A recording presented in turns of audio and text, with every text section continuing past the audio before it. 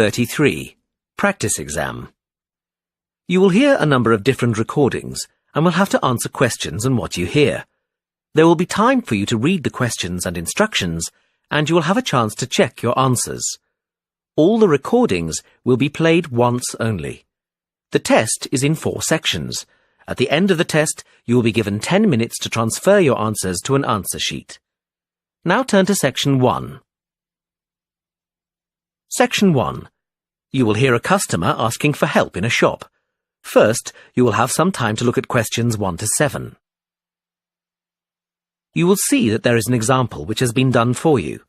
On this occasion only, the conversation related to this will be played first. Excuse me, where are the dresses? They're at the end of this aisle, on the left. Can I help you with anything? The assistant says the dresses are on the left, so left is written as the answer. Now we shall begin. You should answer the questions as you listen, because you will not hear the recording a second time.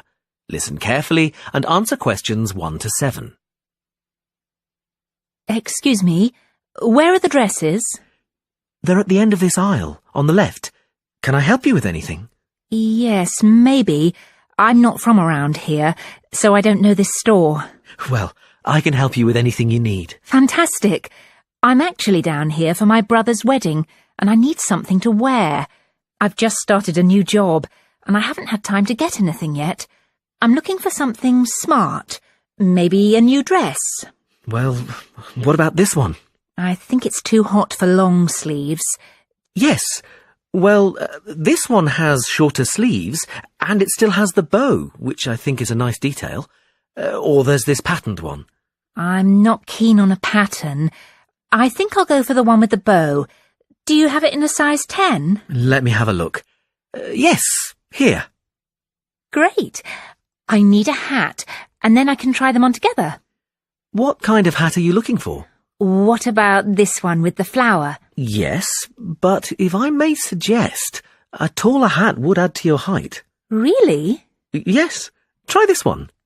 Oh, I see what you mean. We have this style with the single flower, or with a small bunch, and it comes with a wide or narrow brim.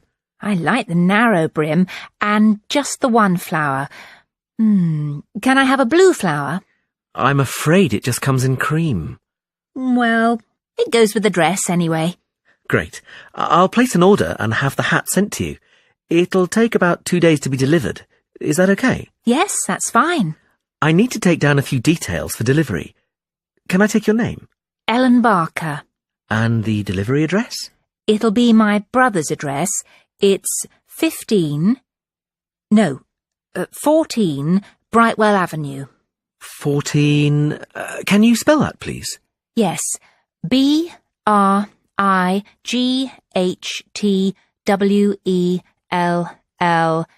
Avenue, Staybridge, Kent, DA4 7DF. And can I take a contact number?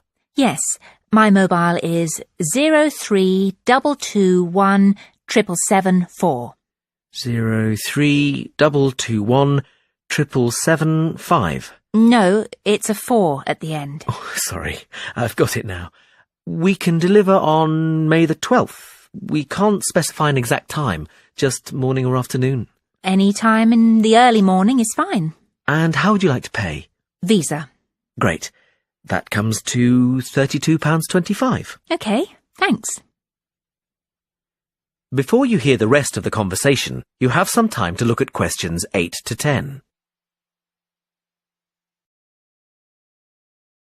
Track 34. Now listen and answer questions 8 to 10. I'm just going to try this dress on and then look for shoes. Where are the changing rooms? They're to the left of the store, right next to customer services. And I want some shoes and accessories too. Where can I find them? The accessories are in the women's wear department. The shoe department is right at the front of the store, between menswear and home furnishings. Oh, no, sorry. We've just moved the shoe department for the summer season. It's now very near the changing rooms, actually, straight in front of them. Thanks so much for your help. And where can I pay for the other things? The cash desk is at the front of the store, by the menswear. Thanks.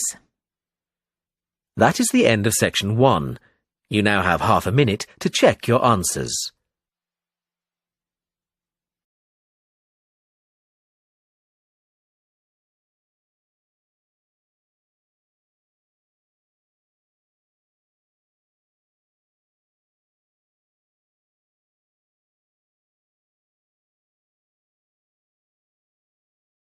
Track 35. Section 2. You will hear a talk by a tour guide. First, you will have some time to look at questions 11 to 17. Now listen carefully and answer questions 11 to 17. Welcome to San Fernando City Tours. I'm Mark, your tour guide. We have a lot to see in 3 hours, so make sure you're comfortable. We'll be traveling into the historical district first, and then into the town center. After that, it's out to the harbor, and we'll finish up at the lighthouse, just past the harbor. That will take us up to midday, and after that, you're free to do what you want. At the lighthouse, you'll have a chance to visit the tea room and take photographs of the magnificent coastline. Now, as we have only 3 hours, we won't be able to take you around the shopping district, but we think you'd prefer to look around the shops there in your own time anyway. San Fernando has some well-known tourist attractions, the lighthouse, for example, and the National Library. However, the little-known military museum is not to be missed. Be sure to visit before you leave. Now, there's a lot to do in San Fernando. Indeed, there really is something for everyone. For those who love the water, I can recommend a trip on the Seafarer, one of the most famous boats on the San Fernando River. It does an evening trip with a 3-course meal included. It's great fun for everyone, but especially for young people in their teens or 20s. After 9, there's a disco on the boat, and it gets really lively. Then there's a climbing wall near the town center. It's incredibly popular, with a large wall for expert climbers and a smaller wall for novices. There's a junior wall and a creche, so it's a great day out for those of you with kids. And if you like walking, there's some great walking tours. The City Sights tour is highly recommended, as is the walking tour by the coast. But that one's only for the fit, not really suitable for children or the elderly. For more mature people, or those less able to get around, I would suggest a tour around the vineyards. It can be done in the luxury of a coach, and it's a wonderful way to explore the region's wines. Before you hear the rest of the talk, you have some time to look at questions 18 to 20. Track 36. Now listen and answer questions 18 to 20. Naturally, there's a charge for all these attractions, but you can get 15% off if you have an Explorer Pass. If you don't have a pass but would like one, the driver here has application forms. Just ask him for one and fill it out while on the tour. Then you hand it into the tour office. Normally, it costs $10, but this year it's just $7. When you hand it in, you'll get your picture taken for the card on the spot, and then your card is ready to use. Remember to show it whenever you pay for anything. The discounts apply not just to tourist attractions, but some bars and restaurants. Basically, everywhere you see a red Explorer symbol. We're coming up to the historical district now. If you'd like to look at... That is the end of section 2. You now have half a minute to check your answers.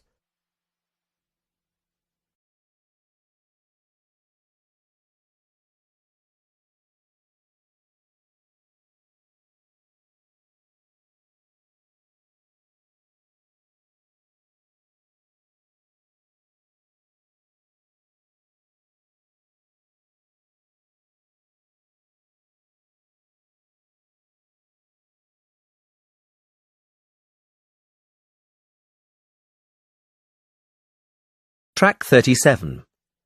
Section 3.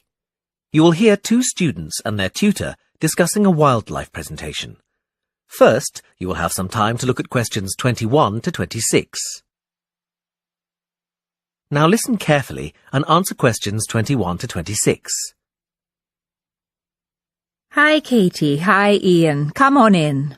Hi, Professor Gordon. We wanted to talk to you about our wildlife presentation next week. Have you decided how to organise it? Yes, Professor. At first, we were going to focus on the cat family, but then we decided to talk about nocturnal animals instead. Yes, good idea. And how is your planning going? It's going well. We think we have enough material for 20 minutes. The advantage is that there are so many visual aids we can use. We found lots on the internet which we think will be really interesting for people. The problem is that this topic has been hard to narrow down. If anything, we've got too much information for just 20 minutes. How do you think we could narrow it down further? It is a broad subject. There are a few ways you could do it, but I'd recommend just looking at a representative sample of nocturnal animals, just 4 or 5. Yes, and maybe we could choose one animal from each continent, or a land creature, a marine creature, and a winged animal. I like the idea of separating it by different types of animals. And if we limit the detail, we'll definitely have enough time. But don't limit the detail too much. Also, think how you're going to interest the audience. Well, we're going to have a picture for each animal so we can talk through the picture. That's a nice idea, but don't limit yourself to pictures. If you can find any clips of the animals, use them. Showing brief video clips can keep an audience interested. I'll look on the internet tonight. And think of questions to ask your audience. People like to be involved. Yes, that's a great idea. Anyway, Professor, we've been practicing our presentation and we'd like to show you a small section. Is that okay? Well, we just have a couple of minutes left, but go ahead. Before you hear the rest of the conversation, you have some time to look at questions 27 to 30. Track 38. Now listen and answer questions 27 to 30. Well, we were thinking of presenting each animal with a picture and describing their physical characteristics. Okay, but not in too much detail. That's just background information. We'll start with the jaguar. I'll introduce it by saying that the jaguar is a nocturnal animal and the only species of the genus Panthera to be found in the Americas. Like any cat, it has whiskers and it can move quickly. Its spine has great movement, meaning a jaguar can take long strides, sometimes up to 5.5 meters. This can make it a deadly predator, as you can imagine. Moving on to the fur, its fur is quite distinct. The markings are like black donut-shaped spots on its otherwise yellow fur. People often confuse them with a leopard for this reason. Now, the tail is interesting. Although people think that the tail has stripes on it, the fur on the tail actually is similar to the body, with black circles around the lower section. The jaguar is generally a creature to be feared. Oh yes, I should have mentioned this earlier. Sorry, like most cats, it has sharp, retractable claws. Yes, that's fine, but be careful. The jaguar is usually thought of as nocturnal, but strictly speaking, it's crepuscular. In other words, most active between dusk and dawn. But as long as you mention this, you can put it under the umbrella of nocturnal. Is that all? Yes, I think so. Thanks, Professor. That is the end of section 3. You now have half a minute to check your answers.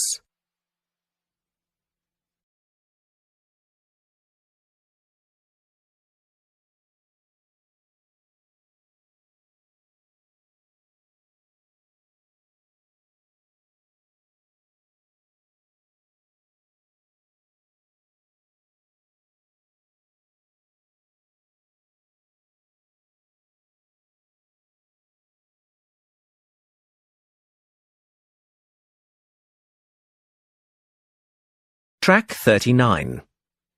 Section 4. You will hear a lecture on time. First, you will have some time to look at questions 31 to 40. Now listen carefully and answer questions 31 to 40.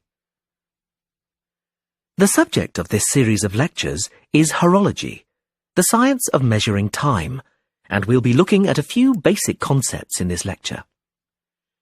The measurement of time has come a long way since ancient times. It began with such devices as the sundial, where the position of the sun's shadow marked the hour.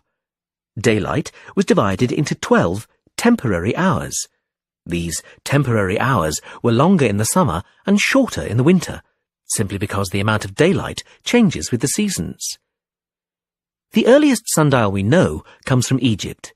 It was made of stone and is thought to date from 1500 BC. Sundials were used throughout the classical world and, with time, evolved into more elaborate devices that could take into account seasonal changes and geographical positioning and reflect the hours accurately, no matter what the time of year. This was quite an achievement in technology. Today, sundials can be seen as decorative pieces in many gardens. In the 11th century, the Chinese invented the first mechanical clocks. They were large and expensive, and certainly not intended for individuals. However, this is the type of clock we are familiar with today. There have been many developments in clocks and watches since then, and they have been greatly improved. But if your clock or watch makes a ticking sound, then it could well be based on the mechanical movements the Chinese developed 1,000 years ago. However, timekeeping has moved on from the mechanical clock. Time has become so important that there is a series of atomic clocks around the world which measure international atomic time. Even though many countries have their own calendars, globalization has made it essential that we measure time uniformly. That we know, for example, that when it's 6 a.m. in the United Kingdom, it's 2 p.m. in Beijing. This standard was set in 1958.